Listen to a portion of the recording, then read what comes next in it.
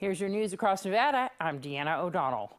May's statewide unemployment rate rose slightly to a seasonally adjusted 6.1%. However, the rate decreased relative to May of last year by 0.8 of a percentage point. The 63rd consecutive month the unemployment rate in the Silver State decreased on a year-over-year basis.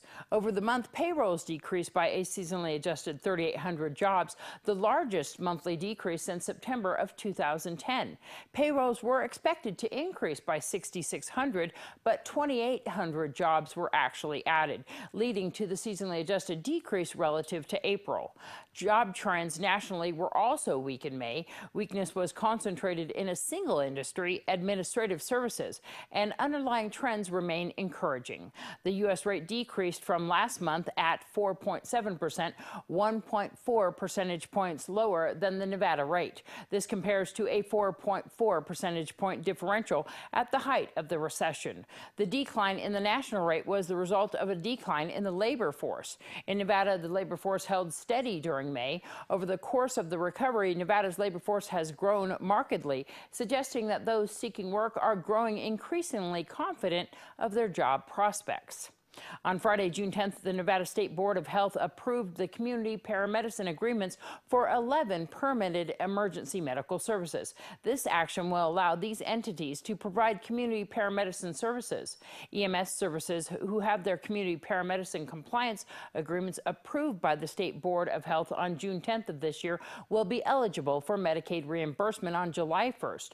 Per the 2015 legislative session, Assembly Bill 305, sponsored by Assemblyman James Oscarson, was passed, and community paramedicine was added to Nevada revised statutes. Community paramedicine services is now defined as services provided by an emergency medical technician, an advanced emergency medical technician, or paramedic to patients who do not require emergency medical transportation, and provided in a manner that is integrated with the health care and social services resources available in the community. The scope may include, but is not limited to, ISODAIC assessment, care intervention, care based on care plans developed by practitioners and/or physicians, helping a recently discharged hospital patient reestablish themselves at home, and medication reconciliation. Free HIV testing is available in Carson City, Reno, and Las Vegas on June 27th. The Nevada Division of Public and Behavioral Health urges Nevadans to start talking and stop HIV. Knowing your status is important, and testing is quick and easy. In the United States, nearly 1.2 million people are living with HIV, and almost 1 in 7, or 14%, do not know they are infected. In 2015 in Nevada, there are 477 new HIV diagnoses and over 10,138 persons living with HIV, including HIV stage 3, which is AIDS. Getting tested is the first step to finding out if you have HIV. If you have HIV, medical care and medications help you live a longer, healthier life and decrease the chance of passing HIV on to others. For more information, you can give them a call, 775-887-2190.